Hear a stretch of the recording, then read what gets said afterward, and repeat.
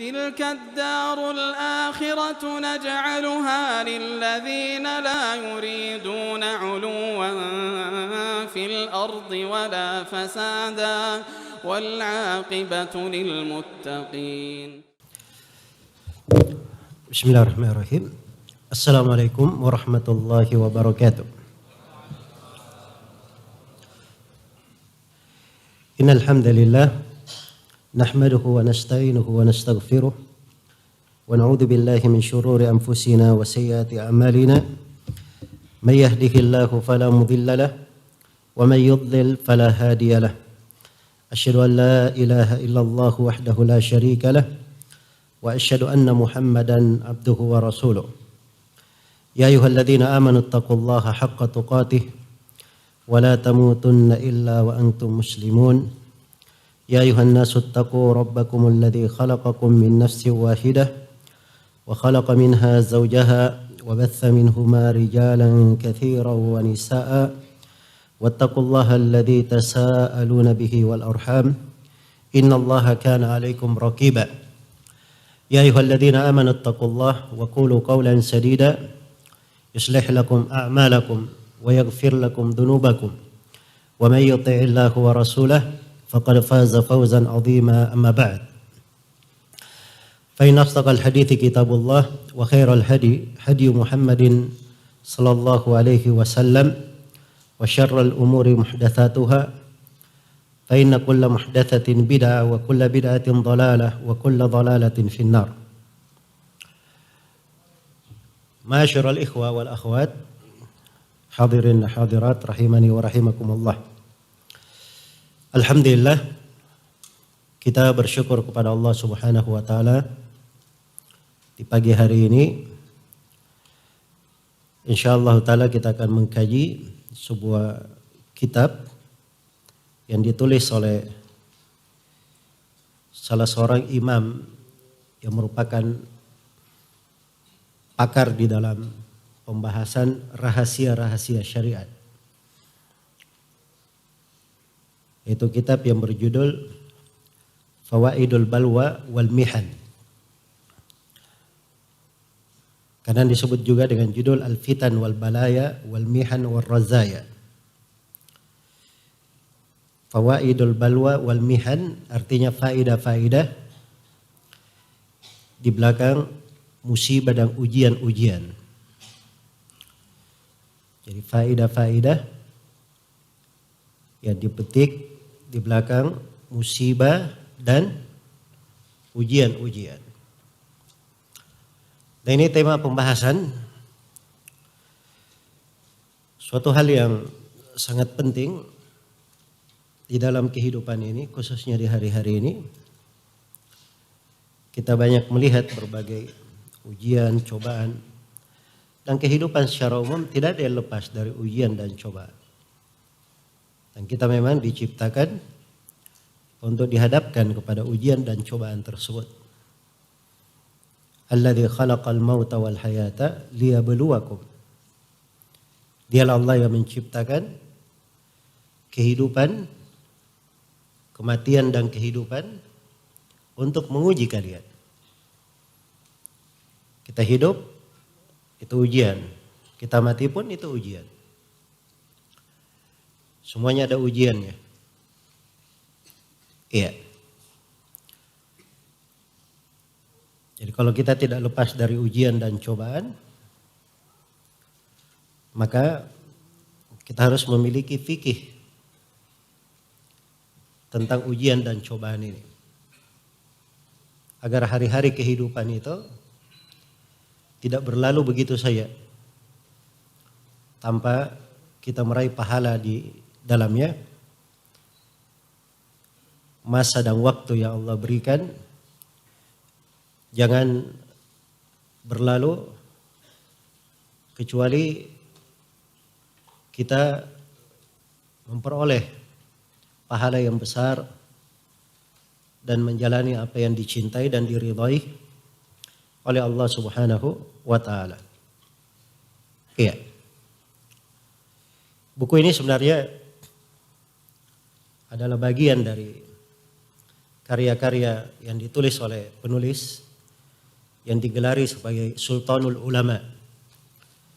Dikenalnya dengan sebutan Al-Izz bin Abdissalam. Al-Izzu ibn Abdissalam.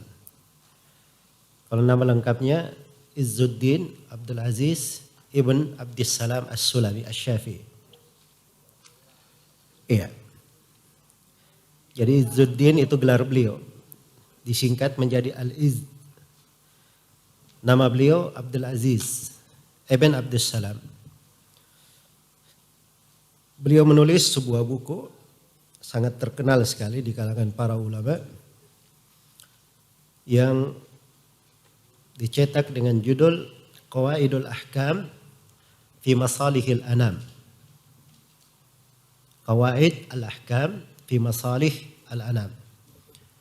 Kaidah-kaidah di dalam hukum tentang kemaslahatan manusia. Apa-apa yang merupakan maslahat mereka. Disebut juga dengan nama Al-Qawaidul Kubra. Al-Qawaid Al-Kubra. Dan ini buku dari buku yang dikatakan oleh para ulama min ajaib al-ilm, dari keajaiban ilmu. Iya.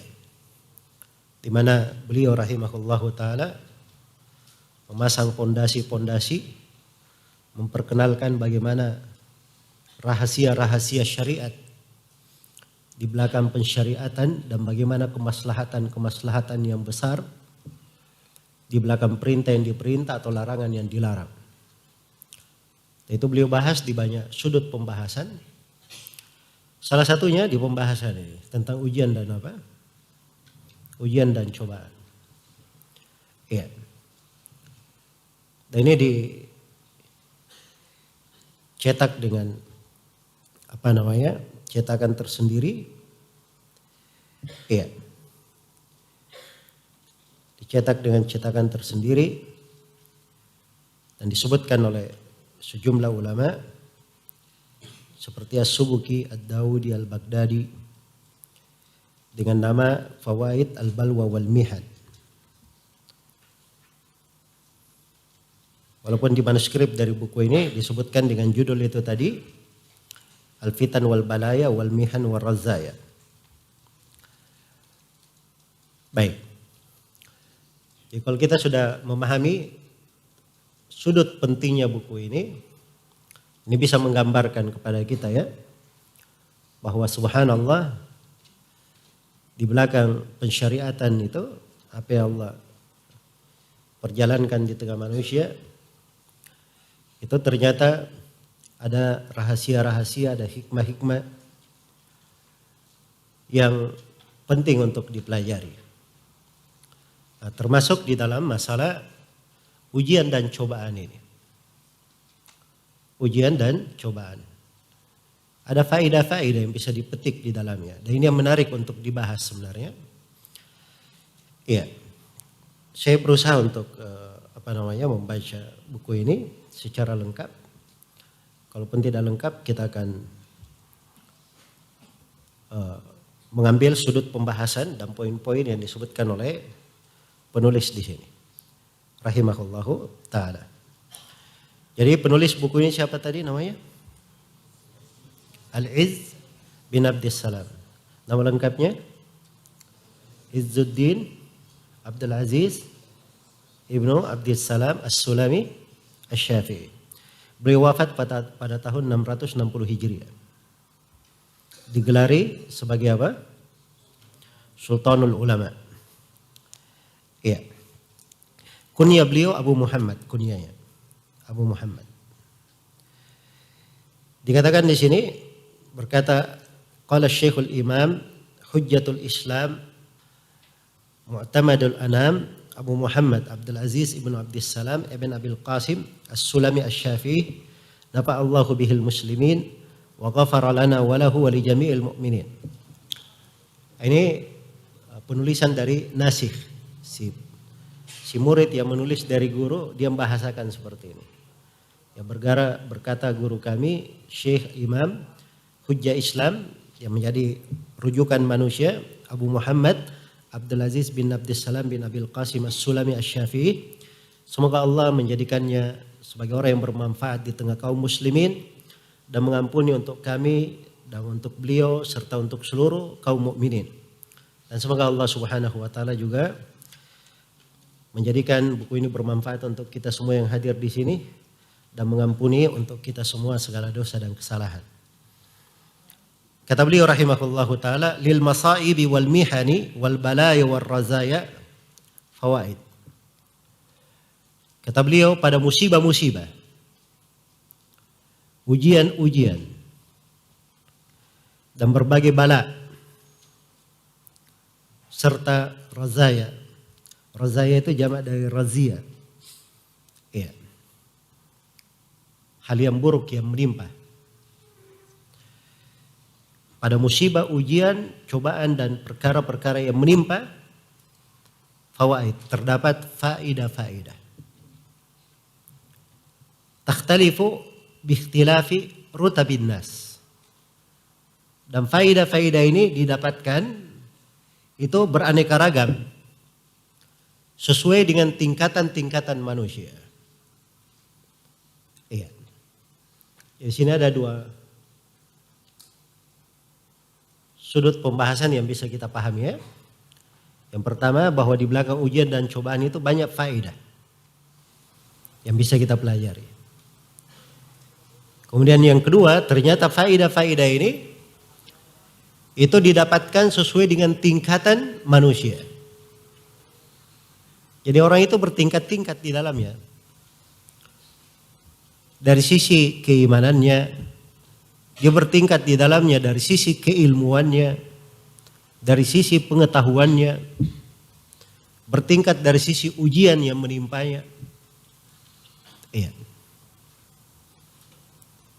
Dan juga bertingkat dari sisi kedudukannya di tengah manusia. Ya, kalau misalnya dia seorang pemerintah, dia dicela, itu beda pahalanya ketika dia bersabar terhadap orang biasa yang dicela, tidak ada yang mengenalnya. Jelas ya? Pemimpin misalnya ketika dia dicela, dia bersabar, ya, pada posisi yang benar dia bersabar, maka ini lebih besar pahalanya. Karena kalau dia ingin membalas, dia mampu, dia punya kekuatan. Tapi orang biasa dicela, asalnya mungkin dia tidak mampu membalas, dia sabar, itu beda. Beda pahala dan kedudukan yang dia dapatkan. Jelas ya? Jadi manusia di dalam faidah-faidah ini bertingkat-tingkat kedudukannya. Iya. Inilah yang penting kita pelajari di sini. Kita berusaha untuk mencapai kedudukan yang paling tingginya. Kedudukan yang paling baiknya di dalam ujian-ujian dan cobaan-cobaan. Ya. Seorang muslim dan muslimah itu harus memiliki semangat yang tinggi di dalam hidup ini. Kehidupan ini tidak berulang, cuma sekali saja. Hari-hari yang berlalu di dalam kehidupan, apabila matahari telah terbenam, maka sudah tertutup dari hari itu.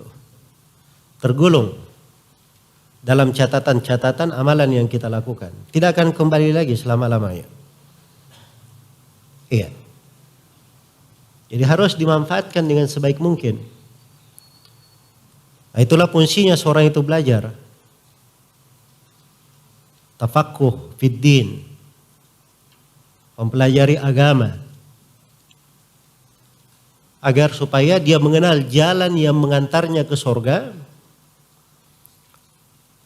dengan hal yang paling sederhana tetapi paling cepat membawanya ke surga dan paling besar pahalanya. Iya. Jelas ya? Kan kita biasanya kalau di kehidupan dunia begitu ya. Kalau bisnis misalnya ya.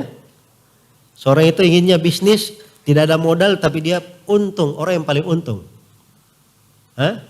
Tidak ada modalnya, tidak ada risikonya tapi dia paling apa? Paling banyak keuntungannya. Nah, itu kalau ada bisnis seperti itu semua orang pasti mau. Iya. Ada keuntungannya besar. Tapi modalnya juga besar. Risikonya juga besar. Untungnya memang besar. Jelas ya? Nah, ini yang masuk di situ orang-orang tertentu saja yang ahli. Ya. Tapi ada jenis keuntungan, ada jenis usaha. Boleh dia tanpa modal. Tidak ada risiko, tapi keuntungannya yang paling besar. Nah, ini hebat ya kalau ada yang mendapatkannya. Demikian pula jalan menuju ke surga itu. Seorang cari jalan yang paling mudahnya, paling enaknya. Dia beramal tidak banyak, tetapi paling cepat sampai ke surga, paling besar pahalanya. Iya. Karena itu dalam Islam ini, yang dilihat itu bukan banyaknya amalan. Bukan kuantitas. Tapi yang dilihat adalah apa? Kualitasnya. Karena itu kata para as-salaf dari kalangan sahabat dan setelahnya, al-iktisadu ala sunnah khairun minal ijtihadi alal bid'ah. Hemat di atas sunnah itu lebih baik daripada bersungguh-sungguh di atas apa? Di atas bid'ah. Dia hemat sederhana. Tidak banyak yang dia lakukan, tapi sesuai dengan sunnah. Itu lebih baik daripada orang yang kerja, beraktivitas, melakukan berbagai kegiatan, tapi kegiatannya tidak di atas sunnah. Tapi kegiatannya tidak di atas sunnah. Iya. Kata Abu Darda radhiyallahu taala anhu, ya habbada iftaru al-akyas wa naumuhum. Kata beliau betapa indahnya berbukanya orang-orang yang cerdik dan tidurnya mereka di malam hari. Jadi waktu siang dia berbuka, tidak puasa. Di waktu malam dia banyak tidur. Iya. Dan itu beliau katakan itu lebih bagus daripada puasa dan begadangnya orang-orang yang magrur. Orang-orang yang tertipu. Dia puasa di siang hari, sholat di malam hari. Tapi justru yang tidak puasa dan yang tidur di malam hari ini, itu lebih bagus ibadahnya, lebih diterima oleh Allah daripada orang yang berpuasa itu tadi. Dan sholat di malam hari. Apa yang membedakan? Ini kualitas namanya. Dari sisi keilmuan. Iya. Jadi maksudnya kalau dia di atas ilmu, berpuasa dan sholat malam, itu akan lebih hebat lagi. Ya, akan lebih tinggi lagi derajatnya. Karena itu kalau dilihat dari amalan-amalan para sahabat radhiyallahu taala anhum, iya. Maka itu diketemukan dari sebagian amalan mereka, mungkin orang yang datang setelahnya lebih banyak amalannya. Tapi para sahabat itu tidak ada yang bisa mencapai kedudukannya. Di dalam hadits riwayat Bukhari dan Muslim, dari hadits Abu Sa'id Al-Khudri radhiyallahu taala anhu, Rasulullah sallallahu alaihi wasallam bersabda, "La tasubbu ashabi." Jangan kalian mencela para sahabatku. "Lau anna li ahadikum mithla Uhudin dhahaban fa anfaqahu fi sabilillah ma balagha mudda ahadihim wala nasifa." Andai kata salah seorang di antara kalian punya emas satu gunung Uhud, lalu dia infakkan di jalan Allah, maka infaknya orang ini tidak akan mencapai satu mud, dua telapak tangan para sahabat. Dari infak yang diberikan oleh para sahabat. Tidak mencapai dua telapak tangannya, tidak pula setengahnya. Iya. Tidak bisa mencapai kedudukan para sahabat. Kenapa? Nah, itu harus dipahami apa yang membedakan. Ya. Kata Sahal bin Abdullah Tasturi rahimahullahu taala, atau Bakar bin Abdullah Al-Muzani, ya, beliau berkata, "Ma sabaqakum Abu Bakrin bikathrati salatin wala siyamin wala sadaqah walakin bi syai'in waqara fi qalbihi. Abu Bakar As-Siddiq tidak mendahului kalian. Ya, Abu Bakar As-Siddiq ini kalau dilihat di antara seluruh sahabat, ya, ada beberapa sahabat yang amalannya itu lebih hebat daripada Abu Bakar. Dalam hal sholat, dalam hal puasa, dalam hal jihad. Ya. Jelas ya? Tapi bersama dengan itu Abu Bakar adalah sahabat yang paling afdal dan paling utama di tengah umat ini menurut kesepakatan ulama. Apa yang menyebabkan Abu Bakar lebih mendahului kita? Diterangkan oleh beliau ini bahwa Abu Bakar tidak mendahului kalian dengan banyak sholat, banyak puasa, banyak bersedekah. Tapi Abu Bakar mendahului kalian dengan sesuatu yang bercokol di dalam hatinya. Sesuatu yang bercokol dalam hatinya. Itulah ilmu, keimanan, dan pengetahuan. Iya. Yang membuat sesuatu itu sangat berjenjang, bertingkat-tingkat. Iya. Sesuatu yang di hati itu, dari amalan hati, itu ada hal-hal yang hebat. Yang tidak bisa diukur oleh apapun. Tapi ini perlu dipelajari, perlu didalami fikihnya. Jadi kalau seorang tidak mempelajarinya, bagaimana dia bisa memperoleh dari fikihnya siapa? Para sahabat Rasulullah Sallallahu Alaihi Wasallam. Iya. Satu saja misalnya dalam masalah keikhlasan, itu kita tidak akan bisa mencapai kedudukan para sahabat dalam apa? Keikhlasan mereka. Iya. Tapi kalau kita hitung semua amalan-amalan hati itu, yang jumlahnya ratusan. Ya, sebagian ulama menyebutkan jenjang penghambaan di dalam hati itu, ada yang menyebutkan 500, ada yang menyebutkan sampai 1000.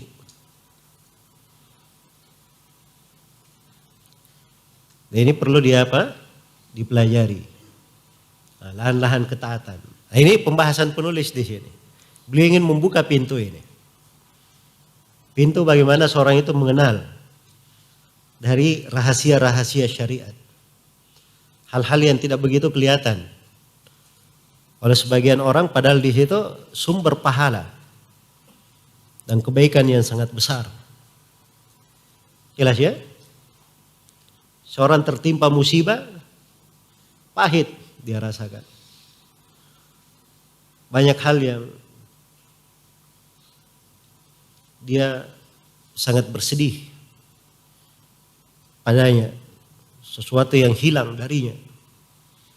Tapi dari musibah yang menimpanya, dia bisa masuk ke berbagai jenjang penghambaan, tingkatan-tingkatan pahala yang tinggi. Nah, ini tergantung bagaimana pengetahuan dia dalam musibah itu. Memang tidak begitu kelihatan, tidak begitu terlihat. Sebab ini bukan terkait dengan amalan lisan dan amalan anggota tubuh, terkait dengan amalan hati. Iya. Maka ini namanya bentuk dari fikih. Harus kita pelajari. Itulah fikih kehidupan para sahabat Rasulullah Sallallahu Alaihi Wasallam. Yang dikatakan oleh sebagai para ulama, ya laitani, kata beliau, man li bimithli sayrikal mudallali tamshi ruwaidan wa taji fil awwali. Siapakah orang yang bisa memberi contoh kepadaku seperti jalanmu yang indah itu. Maksudnya jalannya para sahabat. Kamu jalannya pelan-pelan, tapi tibanya paling awal. Tibanya paling awal. Jadi kalau kita ingin perbandingkan diri kita dengan para sahabat Rasulullah Sallallahu Alaihi Wasallam, itu mungkin kita seperti orang yang berlomba ya, sama-sama dari garis startnya. Jadi begitu garis start sama jalannya, iya, semua berjalan dari garis start yang sama. Para sahabat jalannya lambat, pelan. Tapi begitu tiba di garis finish, para sahabat sudah ada semua di depan. Mereka semuanya sudah ada paling depan. Itu gaya berjalan yang hebat. Iya. Dan ini sekali lagi seseorang dimudahkan sampai ke sana. Dia akan melihat sudut-sudut penghambaan dimanapun dia berada. Di kondisi apapun, di keadaan apapun, musibah apapun yang menimpanya. Iya. Sepanjang dia mempelajarinya dan memahaminya. Ini lihat mungkin sebagian isyaratnya tentang mana dan kandungan dari buku yang kita akan baca ini. Jadi beliau sebutkan bahwa musibah, ujian-ujian, cobaan-cobaan itu ada faedah-faedahnya. Beraneka ragam sesuai dengan tingkatan-tingkatan manusia. Yang pertama kata beliau, ahaduha ma'rifatu izzir rububiyati wa qahriha. Yang pertama mengenal keagungan rububiyah Allah wa qahriha dan penaklukannya, penguasaannya. Iya.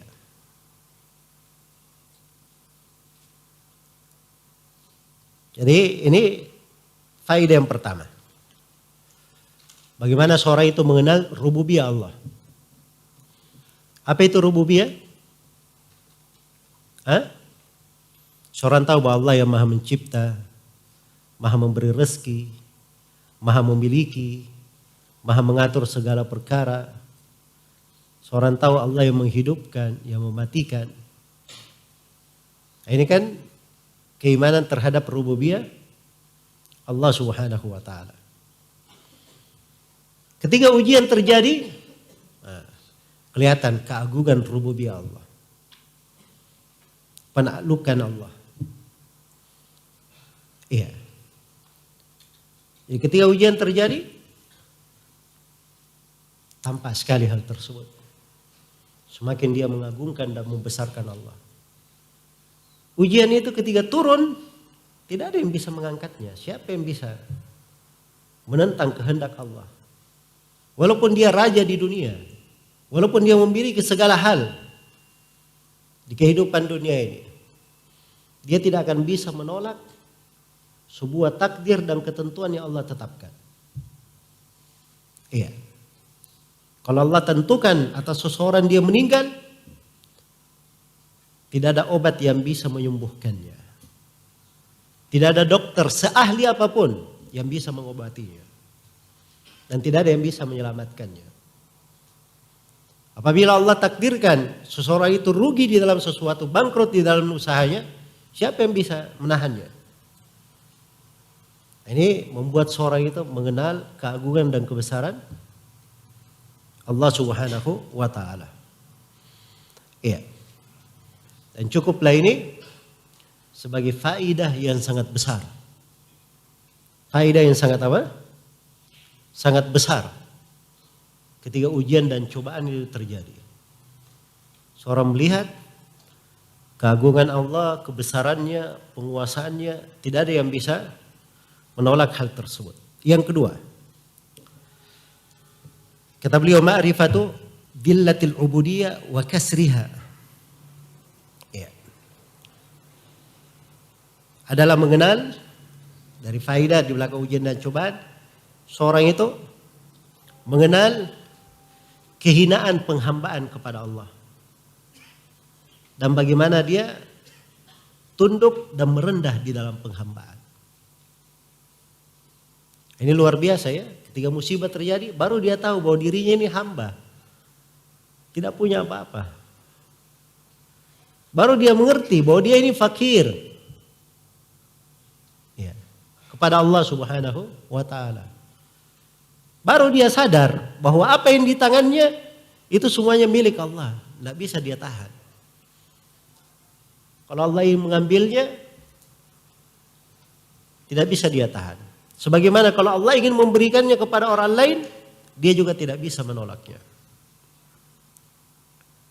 Qulillahumma malikal mulk, tu'til mulka man tasha, wa tanzi'ul mulka mimman tasha, wa tu'izzu man tasha, wa tudillu man tasha. Katakanlah, ya Allah yang maha memiliki segala kekuasaan. Engkau memberi kekuasaan kepada siapa yang kau kehendaki. Engkau cabut dari siapa yang kau kehendaki. Engkau mengagungkan siapa yang kau kehendaki. Dan engkau merendahkan siapa yang kau kehendaki.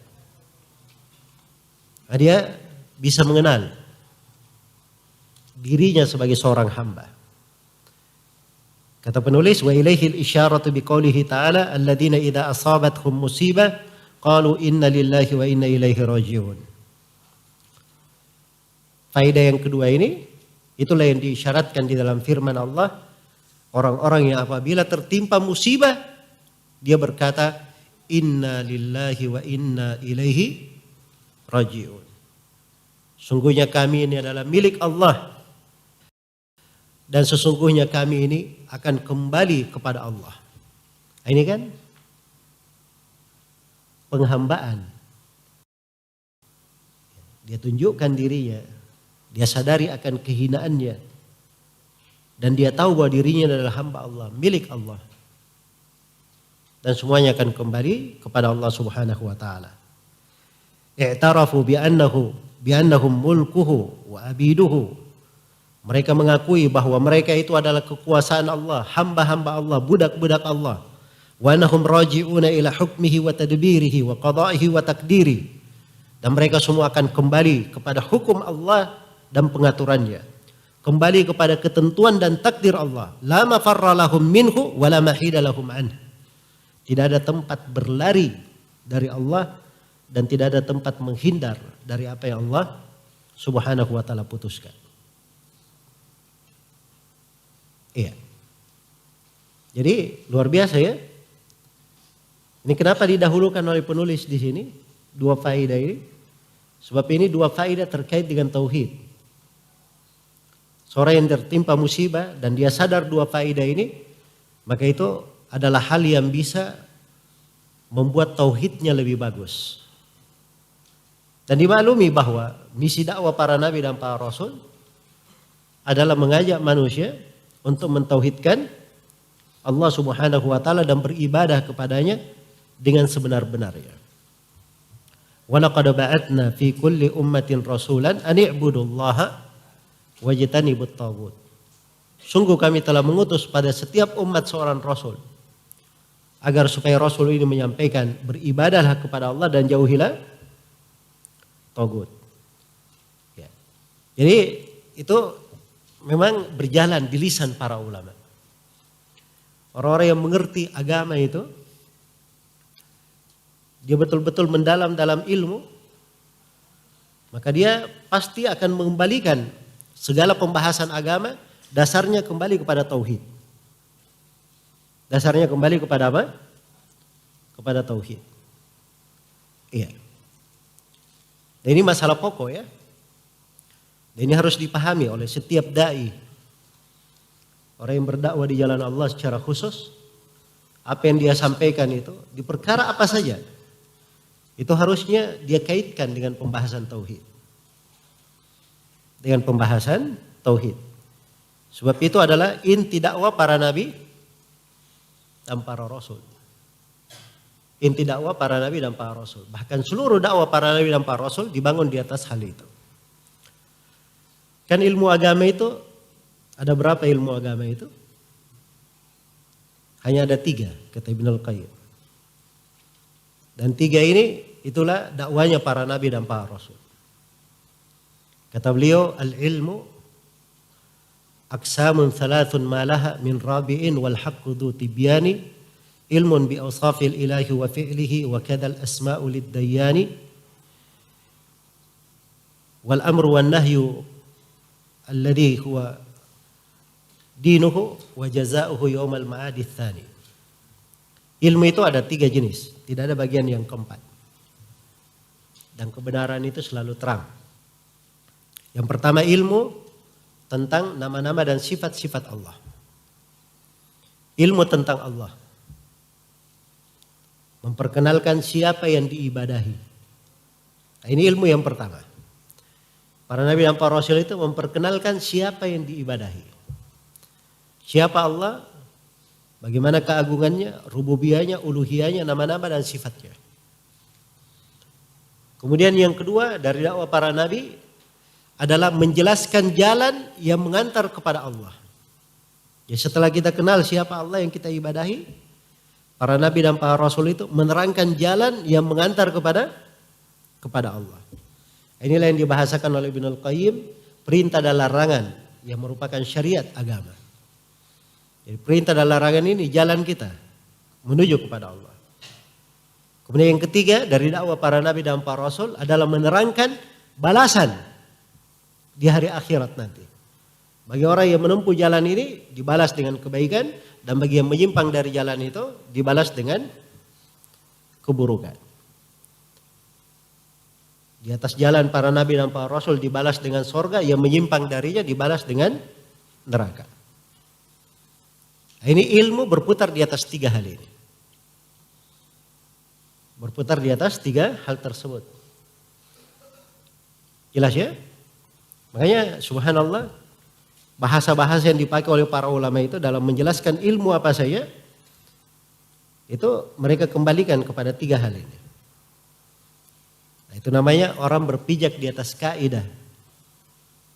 Orang yang berpijak di atas apa? Di atas kaidah. Ketika dia menyampaikan ilmu, mengajarkan ilmu, dan seorang penuntut ilmu ketika dia belajar ilmu, dia tahu apa yang dia cari. Dia mengerti apa yang harus dia pelajari. Iya. Jelas ya? Jangan sedang orang datang belajar, apa yang kamu cari untuk belajar? Ya supaya saya tenang aja. Perasaan saya enak. Ya.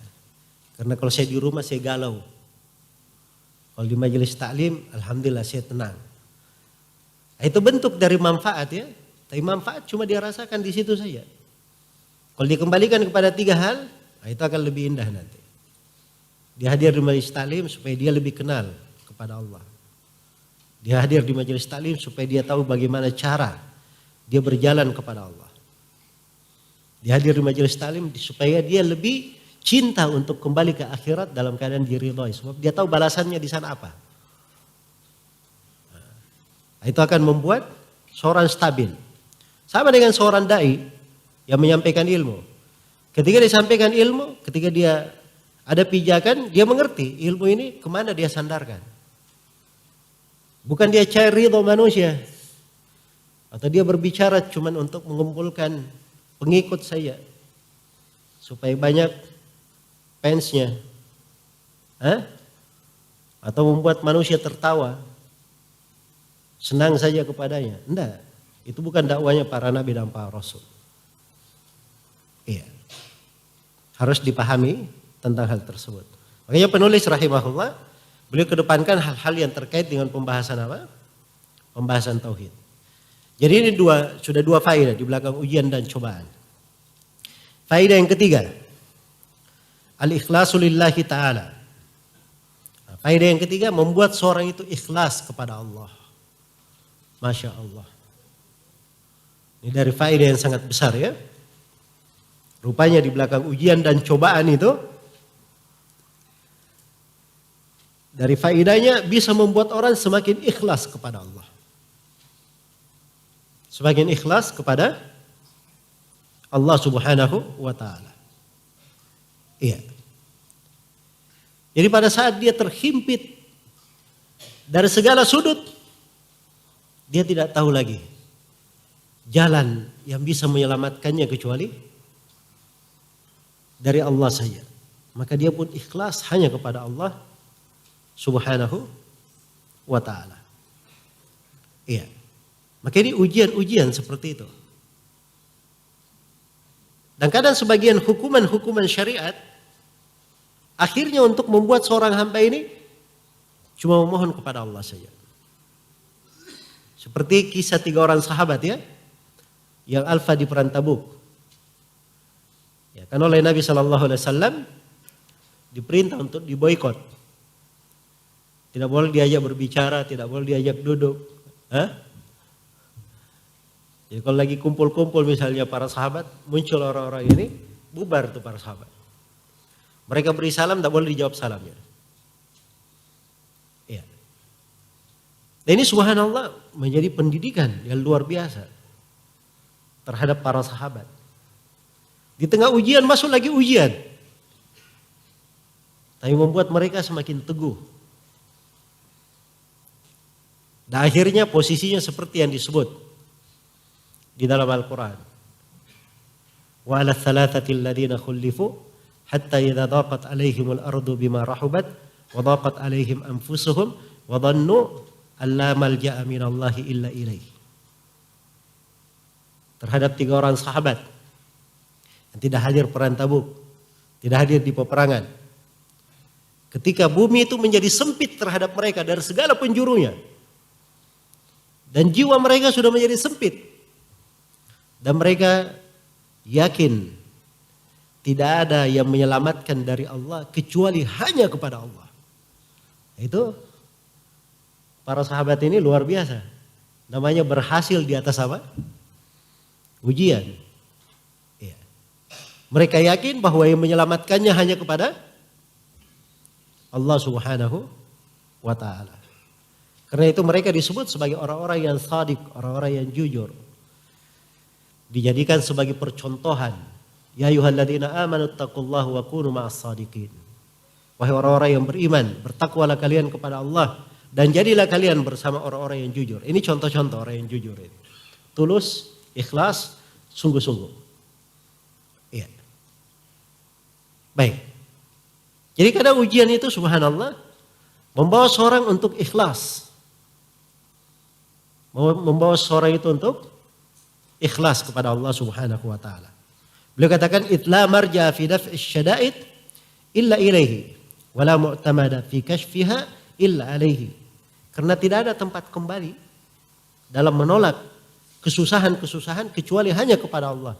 Dan tidak ada tempat untuk bersandar di dalam menyingkap kesusahan-kesusahan itu kecuali hanya kepada Allah. Wa iyyamsaskallahu bidhurrin fala kashifa lahu illahu. Kalau Allah menimpakan engkau dengan sebuah bahaya, maka tidak ada yang bisa menyingkap bahaya itu kecuali hanya Allah. Fa idza rakibu fil fulk da'ullaha mukhlishina lahuddin. Begitu mereka menaiki perahu, ini di kisah kaum musyrikin di masa dahulu ya. Jadi mereka kalau sudah mengarungi lautan, dapat musibah di tengah jalan, ya, badai yang sangat hebat, apa yang mereka lakukan? Mereka berdoa kepada Allah Subhanahu wa taala dengan mengikhlaskan agama hanya untuknya. Coba bayangkan, kaum musyrikin saja yang dalam keadaan berbuat kesyirikan, di tengah musibah mereka bisa jadi ikhlas hanya berdoa kepada siapa? Kepada Allah Subhanahu wa ta'ala. Iya.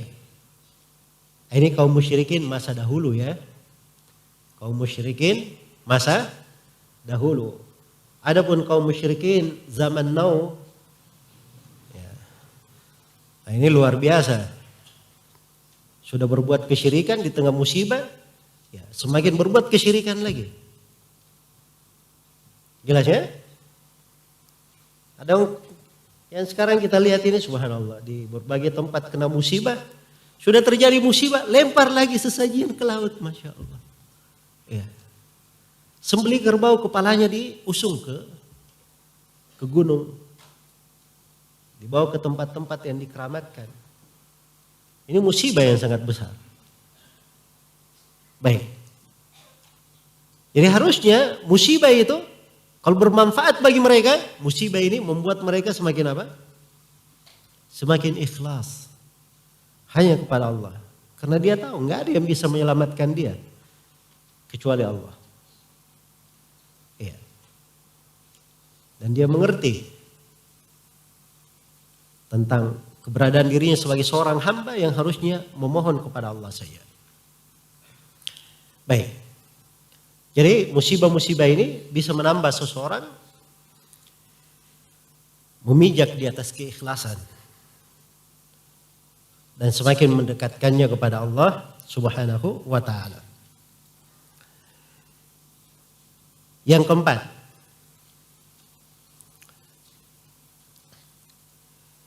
kata beliau al-inabatu ila Allah ta'ala wal iqbalu alaihi. selalu kembali kepada Allah. Selalu kembali kepada Allah dan menghadap kepadanya. Al-iqbal ini itu konsekuensi dari inabah ya. Konsekuensi dari inabah. Sebab berinabah kepada Allah itu artinya dia melaksanakan segala ketaatan, selalu bertobat kepada Allah, dan dia selalu menghadap kepada Allah Subhanahu wa ta'ala. Itu inabah namanya. Iya. Jadi orang-orang yang tertimpa ujian dan cobaan, inabah ini harus dia perhatikan. Nah, ini faedah penting ya. Ketika musibah menimpa, membuat orang bisa berinabah kepada Allah. Kembali kepada Allah, menghadap kepadanya. Dibawakan ayat di sini oleh penulis, wa idza massal insana dhurrun da'a rabbahu muniban ilaih. Apabila bahaya menimpa manusia, maka dia pun berdoa kepada Rabbnya dengan berinabah kepadanya. Selalu kembali kepadanya, menghadap kepadanya. Iya. Ini namanya al-inabah. Ini salah satu kewajiban ketika seorang berada di musibah. Wa anibu ila rabbikum wa aslimu lahu min qabli an ya'tiyakumul adzab. Berinabahlah kepada Rabb kalian dan berislamlah kalian kepadanya sebelum datang siksaan itu. Jadi ketika seorang selalu berinabah, berislam, ini sebab yang mengangkat musibah. Jelas ya? Dan ketika dia sudah terkena musibah, dia sadar, langsung berinabah kepada Allah, maka itu sebab yang mengembalikan, mengangkat apa? Mengangkat musibah itu. Inabah kepada Allah itu kembali kepadanya, itu pasti mengandung makna taubat di dalamnya. Mengandung makna bertobat kepada Allah Subhanahu wa ta'ala. Iya. Baik. Ini berinabah. Wal iqbal alaihi. Iya.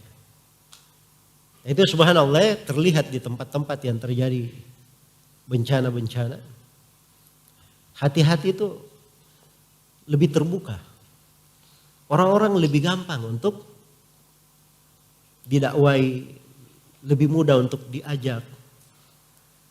Masjid-masjid itu penuh di waktu-waktu sholat. Apalagi kalau diadakan taklim, ya Masya Allah. Diajak untuk berkumpul, mendengarkan taklim itu lebih gampang. Ya. Mungkin kalau tidak ada musibah, diundang tidak datang mungkin. Tapi ketika ada musibah, subhanallah hatinya menjadi lebih lembut lagi. Ya. Karena dia tahu, dia harus kembali kepada Allah. Berinabah kepadanya. Baik. Maka ini dari manfaat di belakang musibah dan malapetaka.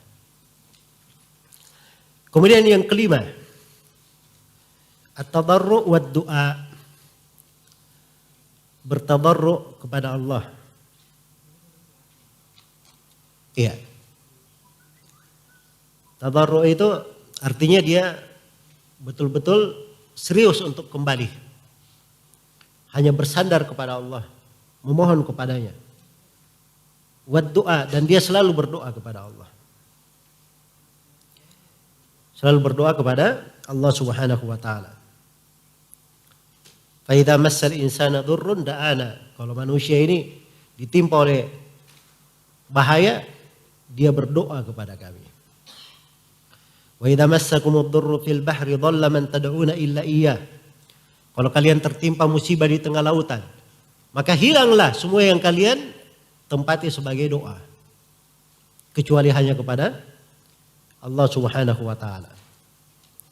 Iya. Bal iyyahu tad'un fayakshifu ma tad'una ilaihi insya'a.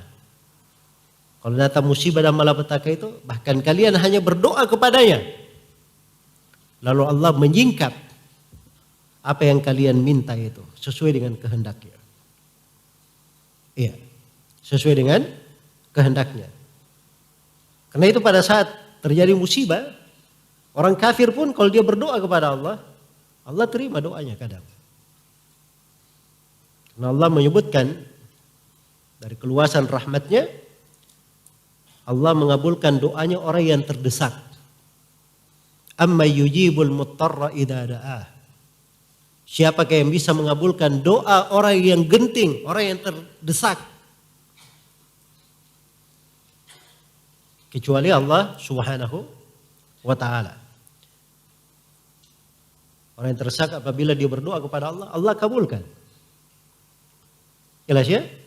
Karena itu kadang ada orang kafir di kondisi, padahal dia kafir ini. Di kondisi dia terdesak kena musibah, dia berdoa kepada Allah, Allah kabulkan untuknya. Karena memang dari rahmat Allah Subhanahu wa ta'ala, Allah sebutkan dirinya mengabulkan doa orang yang terdesak. Iya. Dan ini kata para ulama berlaku untuk semuanya, muslim maupun kafir. Muslim maupun kafir. Baik. Jadi ini yang kelima, membuat seorang itu semakin berdoa kepada Allah. Beliau terangkan ya ayat-ayat yang lain, cuman saya ringkas ya. Kemudian yang keenam. Yang keenam dari manfaat di belakang ujian dan cobaan, al-hilmu amman sadarat anhul musibah. Al-hilm. Dia ini memiliki sikap hilm. Tidak tergesa-gesa. Penuh dengan pertimbangan. Bisa berpikir jauh. Ya. Terhadap orang yang musibah itu datang darinya. Ya. Beliau bawakan di sini beberapa ayat. Ada dua ayat tentang Nabi Ibrahim. Inna Ibrahim la'awwahun halim. Disifatkan dengan halim Nabi Ibrahim. Menunjukkan pujian Allah terhadap orang yang memiliki sifat ini. Ya, dan dimaklumi ya Nabi Ibrahim dikatakan halim. Karena beliau ini subhanallah ditempa dengan berbagai ujian. Tapi beliau melewatinya. Terkait dengan ayahnya, terkait dengan perintah menyembelih putranya, tapi beliau adalah seorang yang sangat halim, itu Nabi Ibrahim. Nah, demikian pula anak beliau dikatakan dalam Al-Quran, fabasyarnahu bigulamin halim. Kami beri kabar gembira kepada Nabi Ibrahim dengan putra yang halim, punya sifat hilim. Tetapi hilim artinya tidak tergesa-gesa. Dia panjang di dalam memandangnya. Banyak pertimbangannya atau penuh pertimbangan. Dan Nabi SAW memuji seorang sahabat yang bernama Al-Ashad Abdul Qais. Inna fika khaslataini yuhibbuhum Allah. Pada engkau ada dua sifat. Ya Allah cinta dua sifat ini. Yaitu sifat al-hilmu wal-anah. Sifat al-hilm. Ya, tidak tergesa-gesa. Panjang berpikirnya dan anah. Ya. Anah ini sifat tidak tergesa-gesa ya untuk anah. Baik. Kemudian kata beliau di sini wa takhtalifu maratibul hilmi bi ikhtilafil masaibi fi sigariha wa kibariha. Dan tingkatan hilm ini bertingkat-tingkat. Sesuai dengan keadaan musibah itu. Besar maupun kecilnya. Iya. Besar maupun kecilnya. Fal hilmu inda a'dhamil masaib afdalu min kulli hilm. Jadi ketika terjadi musibah yang paling besar dia tetap halim. Maka ini kedudukannya lebih afdal lagi. Di atas segala bentuk al-hilm. Iya. Jelas ya? Jadi ini sifat hilim namanya ketika terjadi musibah. Dia tidak tergesa-gesa. Apalagi kalau musibah itu memang ada campur tangan orang lain di dalamnya. Iya. Nah itu kata para ulama rahimahumallahu ta'ala, sabar itu ada 3. Ada sabar di dalam menjalankan ketaatan, ada sabar di dalam meninggalkan larangan, kemudian ada sabar di dalam menerima ketentuan Allah. Nah, sabar yang ketiga ini, sabar di dalam menerima ketentuan Allah ini, ketentuan Allah yang menimpa seorang hamba itu ada 2 jenis. Ketentuan Allah yang menimpa seorang hamba ada 2 jenis. Ini pembagian yang mungkin jarang kita dengarkan ya. Kalau sabar terbagi 3 itu kan biasa kita dengarkan. Ya, tapi sabar pada jenis menerima ketentuan Allah itu terbagi berapa? Terbagi 2 lagi. Menerima ketentuan Allah. Ada ketentuan Allah yang murni dari Allah. Langsung dari Allah. Iya. Jenis yang kedua, ada ketentuan Allah, ya Allah jadikan ada campur tangan manusia di situ. Ada campur tangan manusia di situ. Ya. Jenis yang kedua ini bersabarnya lebih sulit daripada yang pertama. Jenis yang kedua ini bersabarnya lebih sulit daripada yang pertama. Jelas ya? Ada yang seorang duduk-duduk di bawah pohon. Ya. Terus pohonnya jatuh.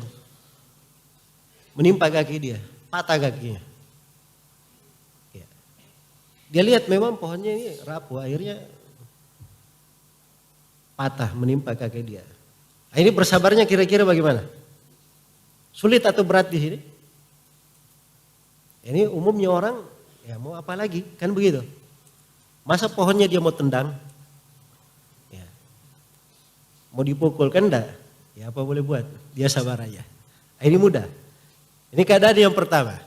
Langsung dari Allah Subhanahu wa taala. Yang kedua contohnya dia duduk di bawah pohon.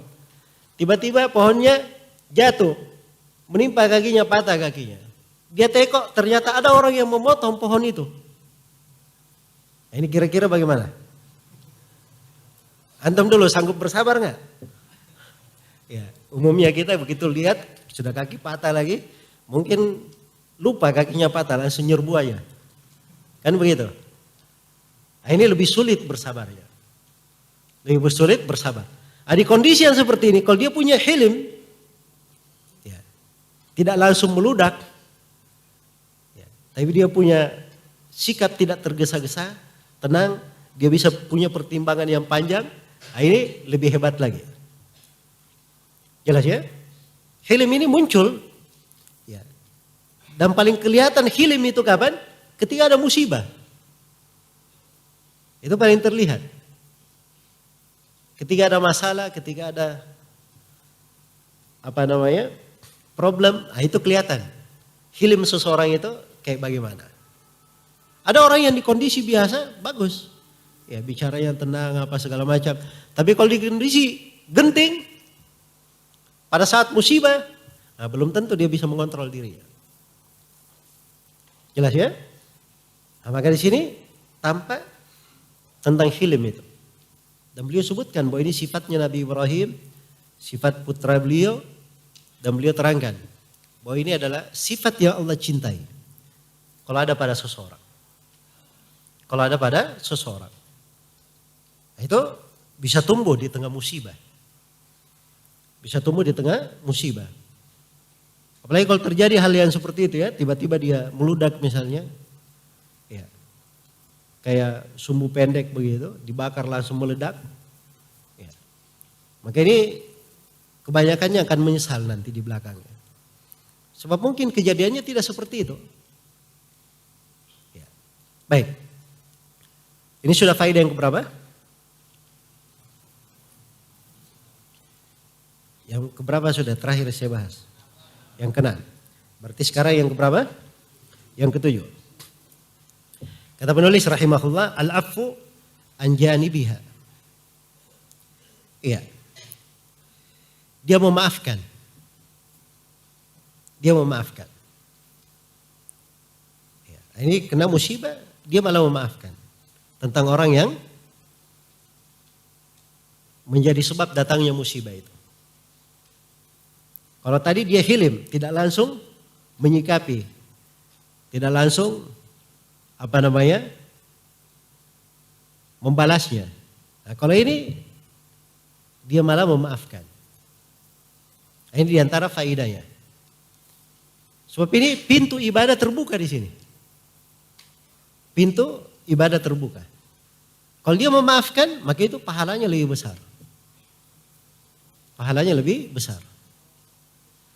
Karena itu dipuji oleh Allah. Wal afina anin nas. Orang-orang yang memaafkan manusia.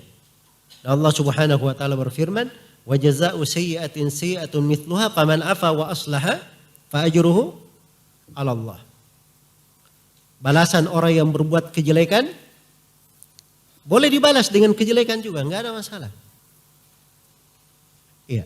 Yang penting ada yang memulai, bukan dia memulai. Orang yang memulai berbuat jelek padanya, dia balas setimpal, tidak melampaui batas, itu enggak ada masalah. Tidak dipermasalahkan. Nabi juga pernah bersabda di dalam hadits Abu Hurairah, riwayat Muslim, al-mustabbani ala ma qala. Fa 'alal badi ma lam ya'tadi al-madlum. Antara dua orang yang saling mencela sesuai dengan ucapannya. Ya. Tidak ada masalah dia membalas orang yang memulai sepanjang dia tidak melewati batasan.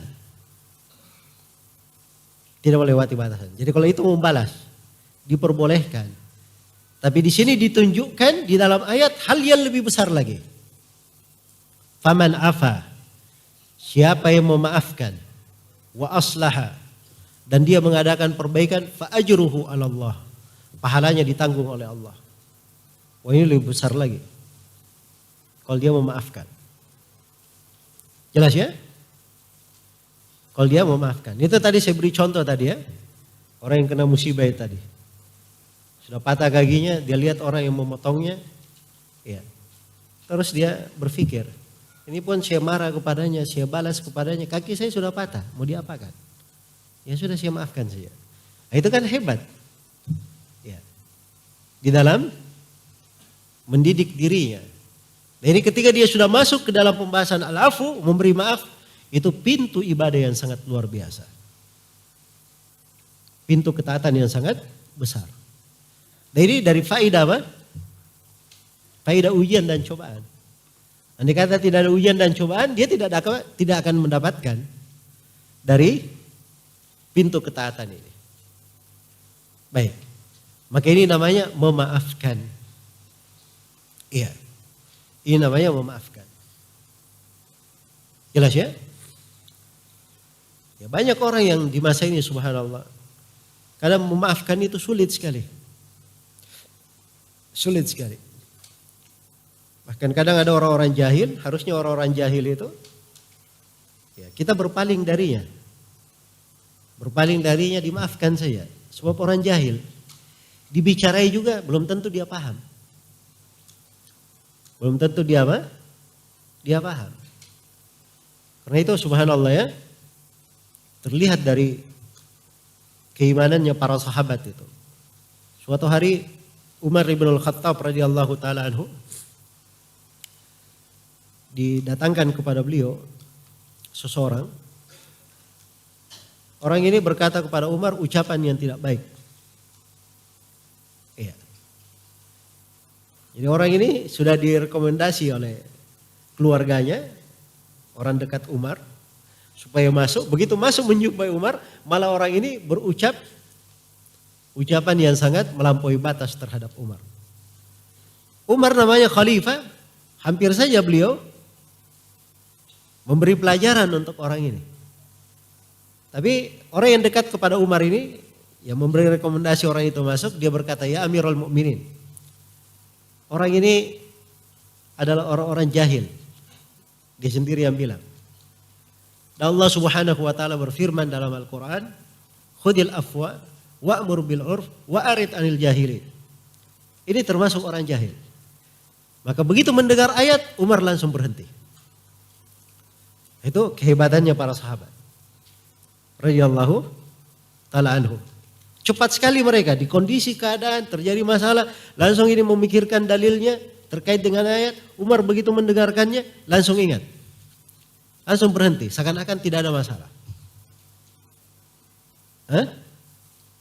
Ini potret dari kehidupan para sahabat. Bagaimana warna kehidupan mereka yang indah. Warna kehidupan mereka yang indah. Ya, beda ya dengan kita. Kita diingatkan ayat pun ya, belum tentu dia mau dengar. Subhanallah. Nah, ini dari kelemahan iman. Ya nasallallahu alaihi. Semoga Allah memaafkan kita dan membimbing kita kepada jalan yang lebih baik. Kemudian yang ke-8 dari faedah di belakang ujian dan cobaan, as-sabru 'alaiha, bersabar. Ya, bersabar terhadap ujian dan cobaan itu. Ya, ini dari faedah yang lainnya, kesabaran. Wa huwa mujibun mahabbatallahi ta'ala wa kathrata thawabihi. Dan ini kesabaran mengharuskan seorang itu dicintai oleh Allah dan mengharuskan dia dapat pahala yang sangat besar. Wallahu yuhibbus sabirin. Allah cinta orang-orang yang bersabar.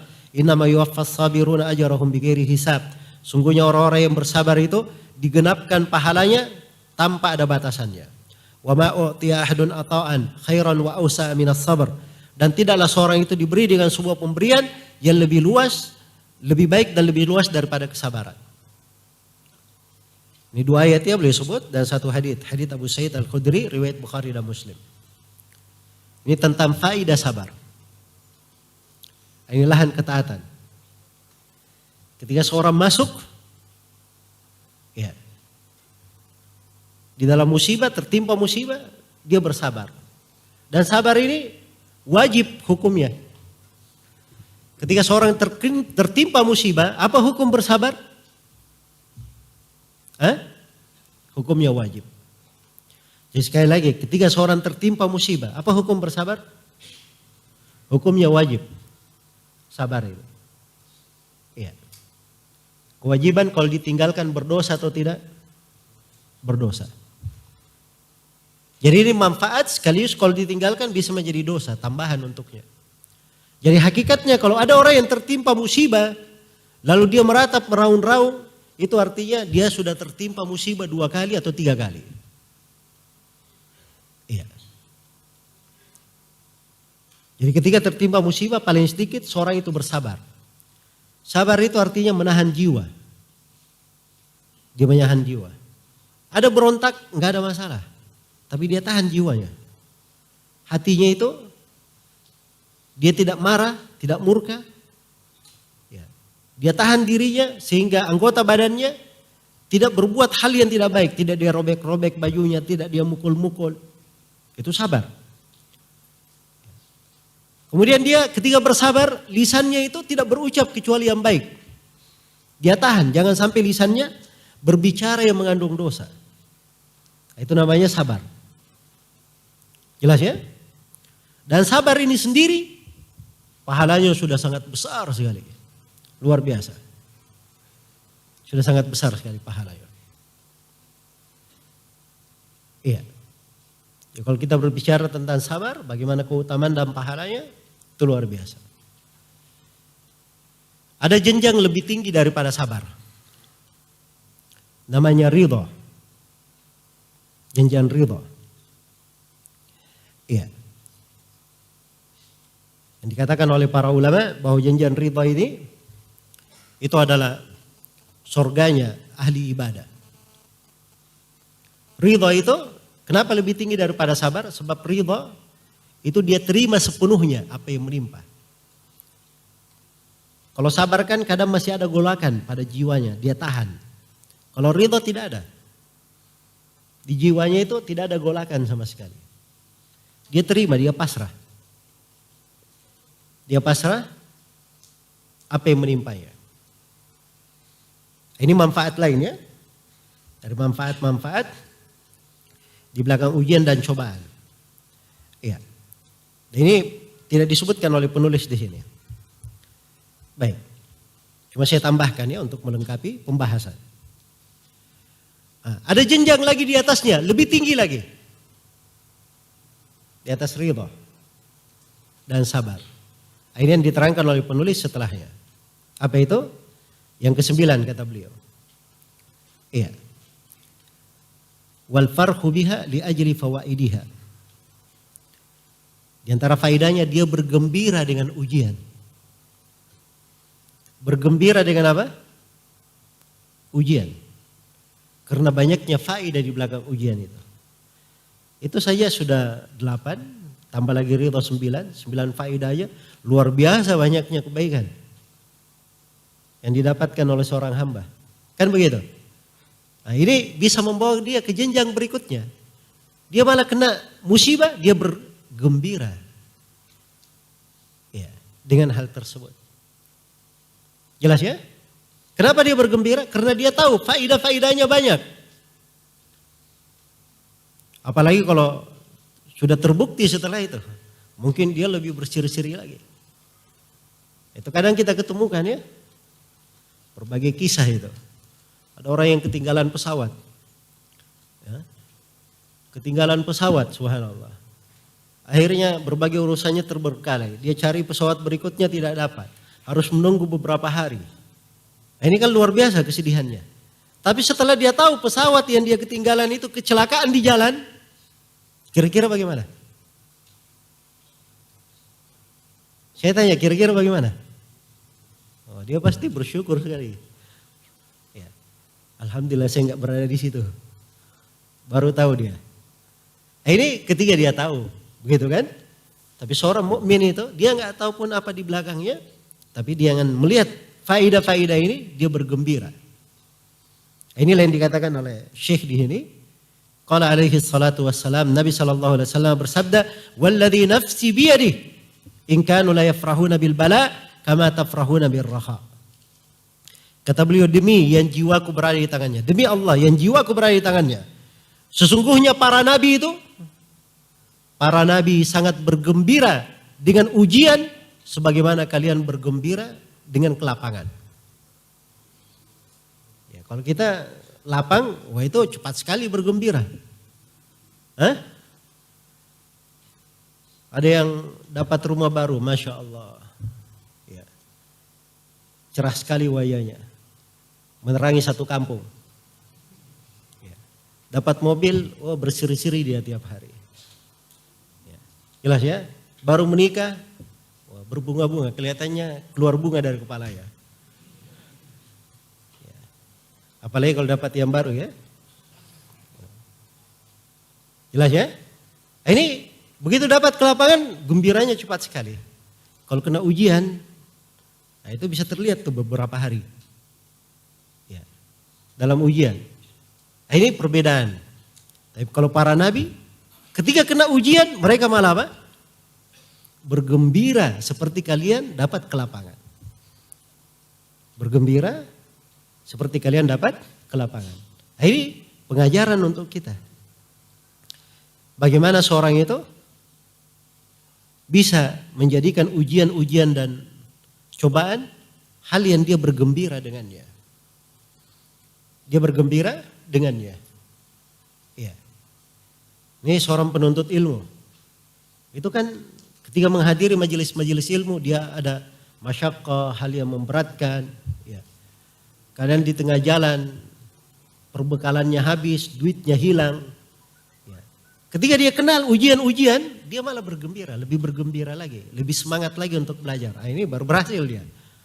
Ya. Jelas ya? Tapi kalau seorang penuntut ilmu, dia baru hadir di majelis ilmu, tadinya dia mau datang ke masjid, enak, sampai di masjid ternyata kepanasan, ya keringat. Hah? Itu dianggap sebagai penghalang, akhirnya meninggalkan majelis misalnya. Ini tidak lulus ujian ya. Tidak lulus ujian. Ya. Jadi seorang itu apabila dia mendapati ujian, cobaan, nah dia selalu melihat ke arah ini. Manfaat-manfaatnya. Bahkan harusnya kadang dia lebih bergembira. Bergembira dengan hal tersebut. Ya, dan Nabi SAW selalu memperingatkan dari hikmah-hikmah. Hal-hal yang kadang tidak terlihat pada sebagian orang. Supaya masuk akal apa yang dia lakukan itu. Jadi ada dua orang di dalam Musnad Imam Ahmad dari Anas bin Malik radhiyallahu taala anhu. Anas menyebutkan bahwa ada dua orang bersaudara. Ya. Salah seorang di antara keduanya belajar di sisi Rasulullah sallallahu alaihi wasallam. Dia cuma berada di masjid saja belajar. Dan yang lainnya dia bekerja. Bekerja dia menafkahi saudaranya yang belajar ini. Maka suatu hari yang bekerja ini datang kepada Nabi. Dia berkata, ya Rasulullah, ini saudara saya dia cuma belajar saja, tidak bekerja. Saya yang bekerja. Maksudnya dia ingin mengadukan. Apa kata Nabi sallallahu alaihi wasallam? La'allaka turzaku bih. Barangkali kamu ini dapat rezeki disebabkan karena saudara kamu ini. Iya. Ini kan Nabi terangkan sesuatu yang tidak terlihat untuk dirinya. Barangkali dia dapat rezeki disebabkan dia karena dia apa? Membiayai saudaranya yang belajar tersebut. Jadi jangan dianggap sesuatu yang memberatkan itu, hal yang merupakan beban misalnya, tanggung jawab, itu selalu dianggap sebagai perkara yang tidak menyejukkan, tidak mengenakkan. Ini istri di rumah enaknya ngomel saja terus. Ya. Ini anak kerjanya makan minta jajan. Dia gak tahu bahwa saya ini berat kerjanya. Ya kadang diucapkan begitu ya oleh suami kepada istri. Ya, itu gak bagus ya. Itu bertentangan dengan makna apa? Dengan berbagai makna lah bertentangan. Ya harusnya hal-hal yang seperti itu. Ya, ketika dia dapati seperti itu. Justru dia harusnya lebih semangat. Ya, harusnya lebih apa? Lebih semangat lagi. Nah ini kalau dia sudah sampai ke pembahasan ini. Bergembira dengan apa? Ujian dan cobaan. Karena banyaknya faedah-faedah di dalamnya. Qala Ibnu Mas'ud radhiyallahu anhu, habbada al-makruhan, al-maut wal faqr.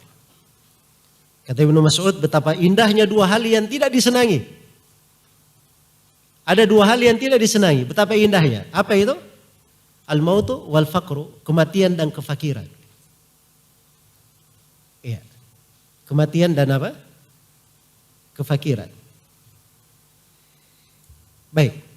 Kenapa bisa seperti itu? Kata Syekh, wa inna ma farihu biha itla waqa'a li shiddatiha wa mararatiha binisbati ila thamaratiha wa faidatiha.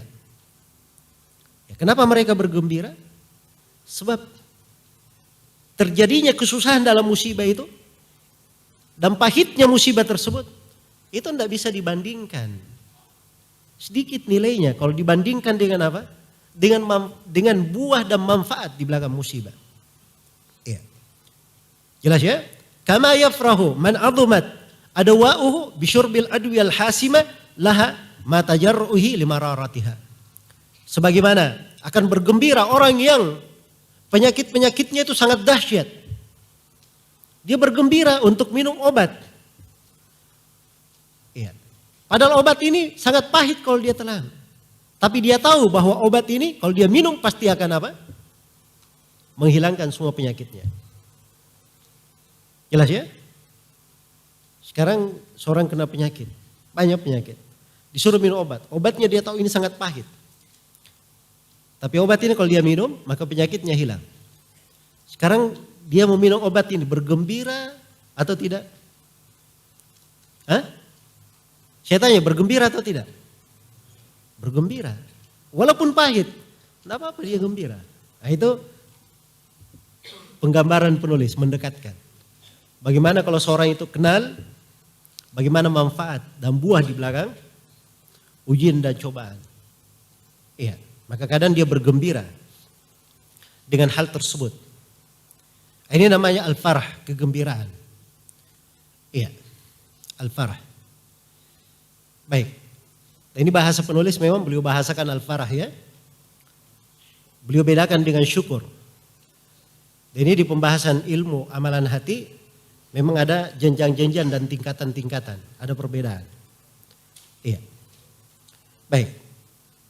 Yang ke-10. Asyukru 'alaiha.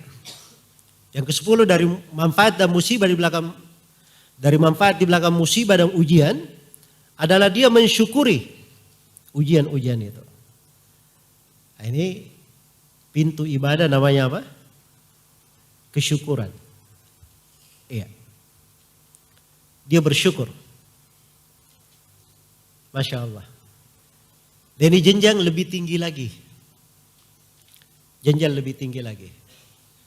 Karena itu secara umum para ulama mengatakan di tengah musibah itu, ya, paling sedikit seseorang itu ada 3 jenjang penghambaan. Itu paling sedikit. Ada sabar, ada ridha, dan ada apa? Syukur. Ya. Yang paling tingginya namanya syukur. Itu yang paling tinggi. Makanya tadi saya katakan paling sedikitnya. Penulis kan di sini menambahkan lagi apa? Al-farah, gembira. Ya. Ada kegembiraan. Dan kita sudah dengarkan ya jenjang-jenjang yang lainnya. Ada jenjang khusyuk, ada jenjang khudu', ya. Ada jenjang al-istislam, ya. Ada jenjang al-inabah. Itu kita sudah dengarkan ya, berbagi jenjang. Tapi paling sedikitnya dia dapat berapa? 3. Sabar itu hukumnya wajib. Ridha hukumnya sunnah. Syukur juga hukumnya sunnah pada saat terkena apa? Musibah. Ya. Ini jenjang yang membedakan. Jadi ketika dia tertimpa musibah, dia bersyukur, ini lebih tinggi dari ridha. Ya. Karena orang yang bersyukur itu hatinya betul-betul bergembira, ya. Lebih dari pasrah ya, dia bergembira, ya. Dan dia malah mensyukuri kena musibah tersebut. Dikasih pendekatan oleh penulis. Kama yashkuru al-maridhu at-tabiba al-qati' li atrafihi al-mani' lahu min syahwatihi lima yatawaqqa min dhalika min al-bur' wasy-shifa. Sebagaimana seorang yang sakit itu mensyukuri dokter yang memotong ujung-ujung jarinya. Iya. Itu sebagian penyakit harus dilukai ya ujung jari untuk mengeluarkan darah. Karena penyakit yang dia derita. Iya. Dan kadang ada orang dipotong tangannya, dipotong sebagian dari anggota tubuhnya. Nasallallahu lana wa lakum al-afiyah. Ketika dipotong, malah yang sakit ini bersyukur. Sebab kalau tidak dipotong, itu akan membuat anggota tubuh yang lainnya lebih apa? Bisa menderita sakit. Nah, ini malah dia syukuri hal tersebut. Iya, dia syukuri. Jadi kalau dia sampai di jenjang ini luar biasa. Ini dari hal yang melipat gandakan kebaikan. Baik. Dan kalau kita sudah berbicara tentang syukur, ridha, sabar, seperti yang saya katakan tadi ya. Ini pembahasan-pembahasan yang dalil-dalilnya, keagungannya, kemanfaatannya itu sangat banyak diuraikan dalam Al-Quran dan Sunnah Rasulullah Sallallahu Alaihi Wasallam. Hanya saya di sini kita di batasan menerangkan faedah-faedah di belakang ujian dan cobaan tersebut. Berikutnya yang ke-11, al-hadiyata asyarata. Tamhisuha liddunubi wal khataya. Dari faedah di belakang ujian dan cobaan itu membersihkan dari dosa dan kesalahan. Ujian dan cobaan membersihkan dosa dan apa? Kesalahan. Wa ma asabakum min musibah fa bima kasabat aydikum wa ya'fu an katsir. Apa yang menimpa kalian dari musibah ya itu disebabkan karena perbuatan tangan-tangan kalian. Dan Allah memaafkan dari banyak hal. Jadi maksudnya musibah yang menimpa kalian itu menyebabkan Allah memaafkan kalian di banyak hal. Iya. Baik. Jadi ini menggugurkan dosa-dosa. Dan dibawakan hadits di sini, ini hadits riwayat Bukhari Muslim. Kata beliau, la yusibul mu'mina wasabun wala nasabun hatta al-ham yahummuhu wa syaukati yushakuha illa kaffara bihi an sayyiatihi. Tidaklah seorang mukmin itu ditimpa oleh keletihan, ditimpa oleh musibah, sampai ditimpa oleh gundah gulana, ditusuk oleh duri, kecuali Allah gugurkan dengannya dosa-dosanya. Ya. Jadi dia tertusuk duri pun, dia bersabar. Tertusuk duri pun bisa menjadi sebab digugurkannya dosa-dosa dia. Dan ini hadits-hadits yang semana dengan ini banyak sekali ya. Yang menjelaskan bagaimana ujian dan cobaan itu menggugurkan dosa dan kesalahan. Bahkan kadang dia berjalan di atas muka bumi tanpa menyandang sebuah dosa pun.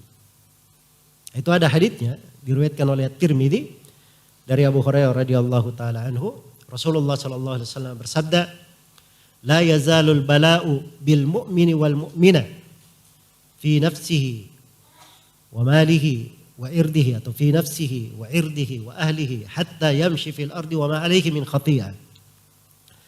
Terus menerus ujian dan cobaan itu menimpa seorang mukmin dan mukminah pada dirinya, pada keluarganya, pada kehormatannya, sampai dia berjalan di atas muka bumi dan tidak menyandang satu dosa pun. Tidak menyandang satu dosa pun. Iya. Jadi subhanallah, kalau ini kita tidak tahu betapa ruginya kita. Betapa banyak di dalam kehidupan ini musibah-musibah, ujian-ujian melanda, menimpa kita. Sebenarnya kita bisa dapat pahala di situ. Kita bisa dapat pahala di situ, tapi kita luputkan pahala-pahala tersebut. Kenapa? Karena fikih yang seperti ini kita tidak tahu. Iya. Fikih yang seperti ini kita tidak apa? Mengetahuinya. Bahkan kadang kita melakukan hal yang sebaliknya. Melanggar di dalam hal tersebut. Jadi ini fikih perlu dihadirkan ya. Iya. Perlu dihadirkan. Karena itu ada seorang perempuan yang pernah menangis di kuburan setelah dia kuburkan anaknya. Maka Nabi SAW menegurnya. Ya, perempuan ini tidak menoleh dan dia tidak tahu bahwa menegur itu adalah siapa? Rasulullah SAW. Perempuan ini berkata, "Ilaika anni, fa innaka lam tusib bimithli musibati." Kata perempuan ini, "Pergi kamu dari saya. Tinggalkan saya. Kamu ini belum terkena musibah seperti musibah yang menimpa saya." Iya. Maka Nabi pun berlalu. Setelah Nabi berlalu, orang-orang berkata kepadanya, itu tadi kamu sadar, Nabi itu yang bilang sama kamu. Baru perempuan ini kaget. Dia pun berjalan ke rumah Rasulullah Sallallahu Alaihi Wasallam. Akhirnya Nabi berkata kepadanya, "Innamas sabru indas sadamatil ula." Sungguhnya kesabaran itu di awal kali musibah menimpa. Itu yang dikatakan sabar. Jadi sabar ini perlu dihadirkan. Jelas ya? Perlu dihadirkan. Jadi kalau dia muncul sendiri misalnya, tapi munculnya di akhirnya, itu bukan sabar namanya. Itu namanya akhirnya bersabar. Ya. Kalau sabar yang sebenarnya, itu di awal kali musibah. Seorang kena musibah dia sabar, itu baru sabar. Tapi kalau sudah berlalu, sudah ini, ya sudah dia lewati hari-hari, sudah berlalu sebulan, 2 bulan, 1 tahun, baru dia sadar. Ya apa lagi yang saya membuat, biarkan saja. Ini namanya akhirnya bersabar. Jelas ya? Dan itu tidak memberi manfaat untuk dia. Karena itu hal-hal yang seperti ini perlu pengetahuan, perlu ilmu.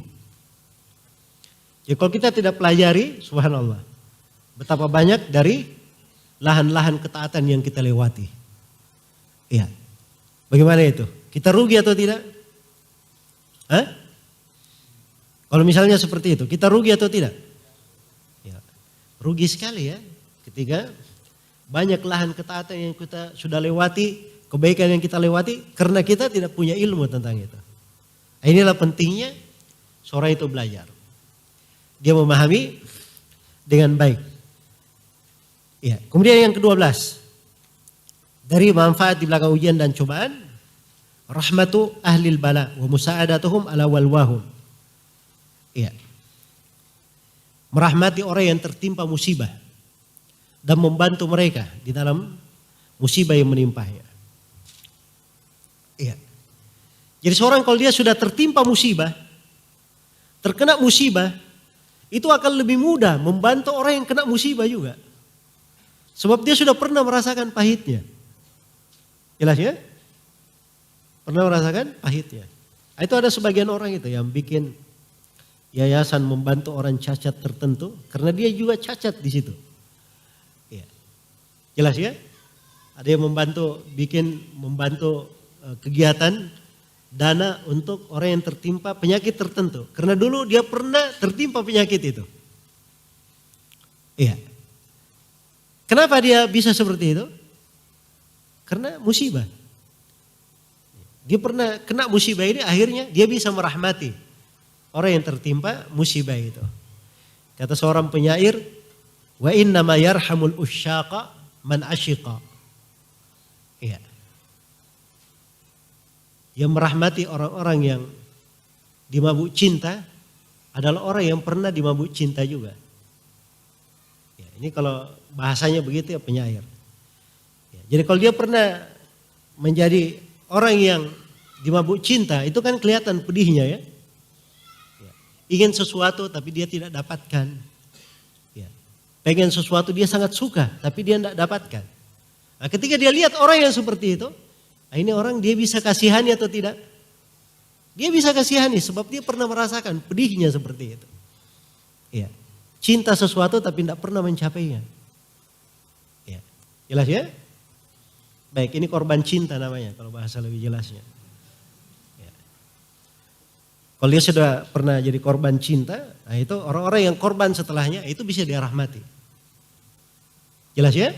Baik, jadi dari manfaat dan musibah di belakang ujian dan cobaan, nah ini bisa membuat seseorang itu semakin rahmat. Ya, bisa merahmati manusia. Kemudian yang ke-13, kata beliau, ma'rifatu qadri ni'matil afiyah wa syukru 'alaiha. Inna ni'am la yu'rafu miqdaruha illa ba'da faqdiha. Ya, Masya Allah. Ya. Seorang itu mengenal besarnya nikmat afiat dan mensyukuri besarnya nikmat afiat ini. Ya. Jadi sekarang ketika dia sehat, dia baru rasa nikmat sehat ini setelah dilihat ada orang yang sakit. Jelas ya? Nah, itu yang paling terlihat itu orang-orang yang di daerah-daerah tertempat musibah. Orang yang selamat dari musibah itu. Ada tsunami dia selamat. Ada gempa dia selamat. Nah, itu tanya aja orang-orang itu. Ya. Nah, itu luar biasa itu. Ya. Dia mengenal enaknya nikmat apa? Nikmat afiat. Demikian pula kita yang berada di tempat yang alhamdulillah aman misalnya. Dan kita selalu mohon kepada Allah keselamatan dan afiat untuk semuanya. Ketika kita melihat ada orang-orang yang tertimpa musibah, nah itu terasa besarnya nikmat afiat ini. Karena itu kita selalu mohon kepada Allah diberikan apa? Diberikan afiat. Iya. Nah, ini diajarkan doa oleh Nabi. Siapa yang tertimpa, melihat orang yang tertimpa musibah, ya, maka dia ingat afiat itu. Karena itu ada haditsnya ya, di riwayat At-Tirmidzi dari Abu Hurairah, Nabi sallallahu alaihi wasallam bersabda, "Man ra'a mubtala, faqala alhamdulillahilladzi afani mimma ibtalaka Allahu bih wa faddalani ala katsirin mimman khalaqa tafdila, lam yusib dalikal bala." Siapa yang melihat orang yang tertimpa bala, tertimpa ujian, lalu dia berkata, segala puji hanya untuk Allah yang memberikan afiat bagiku dari musibah yang menimpamu. Dan Allah meninggikanku di atas banyak dari makhluk. Ya. Jadi siapa yang melihat orang kena musibah dia baca doa ini, maka kata Nabi dia tidak akan tertimpa musibah itu. Tidak akan tertimpa apa? Musibah itu. Ini doa ini penting ya. Banyak makna penghambaan untuk kita di situ. Ya, dan doa ini juga diantara doa yang bisa menyelamatkan kita dari musibah. Jadi seorang melihat misalnya ada orang yang kecelakaan, dia baca doa itu. Dia melihat ada orang yang kebakaran, dia baca doa tersebut. Dan ini musibah apa saja? Termasuk musibah dalam agama. Kalau seorang melihat misalnya ahlul bid'ah, ya, lalu dia baca doa itu supaya tidak jatuh dalam bid'ah seperti ahlul bid'ah ini, maka insya Allah dia akan terselamatkan. Ya. Dan ini doa juga membantu kita semua untuk tidak bersandar pada diri. Tidak menjelekkan orang-orang yang tertimpa musibah. Iya.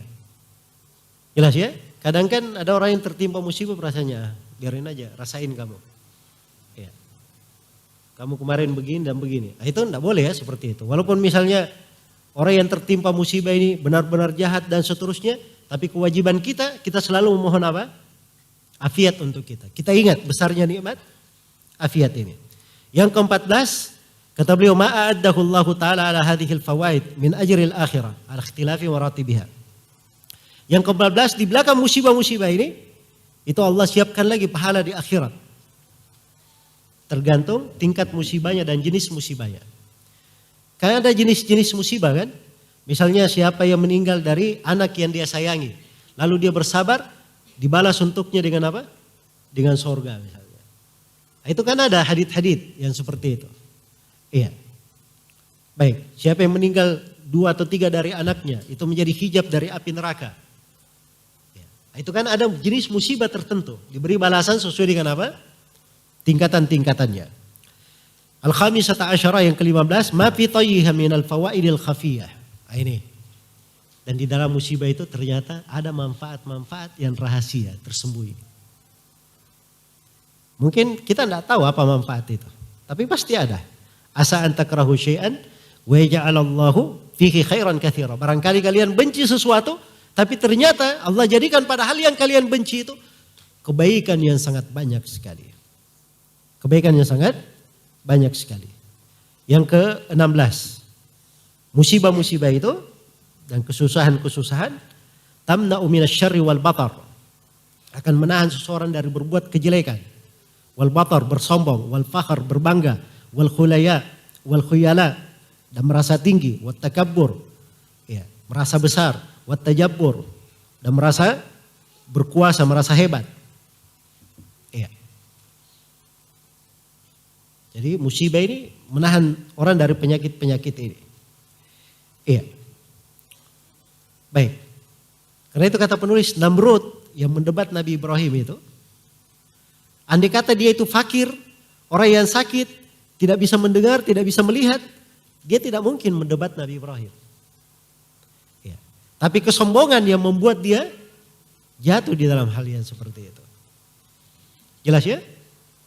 Maka kondisi seseorang itu musibah pada musibah yang menimpa dia, itu kadang menahan dia dari berbagai penyakit. Berbagai penyakit. Karena itu kadang seorang dijadikan miskin oleh Allah, itu kadang lebih banyak manfaatnya bagi dia daripada dia diberi kaya. Dijadikan sebagai orang yang kaya. Jelas ya?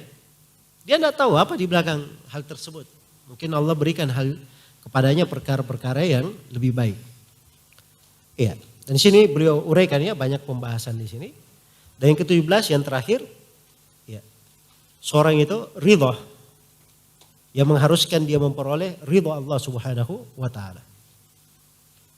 Ini yang paling pentingnya. Di belakang ujian dan cobaan, seorang itu ingin meraih ridha Allah Subhanahu wa taala. Iya. Karena sebagaimana yang disebut oleh penulis, wa ridwanum minallahi akbar, dan ridha dari Allah itulah yang terbesar. Iya. Dan ini beliau petik ya, beliau bahasakan di sini, siapa yang ridha untuknya ridha, dan ridha itu lebih baik daripada surga dan apa yang ada di dalamnya. Ini luar biasa ya bahasa beliau. Jadi siapa yang ridha, Allah akan meridhainya. Dan ridha itu sendiri lebih baik daripada surga dan segala isinya. Iya. Dan itu disebut dalam hadits riwayat At-Tirmidzi, Inna Allah idha ahabba qawman ibtalahum. Faman radhiya falahu ridha wa man sakhita falahu sakht. Sungguhnya Allah apabila mencintai satu kaum, maka Allah akan menguji mereka. Siapa yang ridha, untuk mereka ridha, dan siapa yang murka, maka untuknya kemurkaan Allah Subhanahu wa taala. Baik, ini 17 faedah yang disebutkan oleh penulis rahimahullah secara ringkas. Ya wallahu taala alam.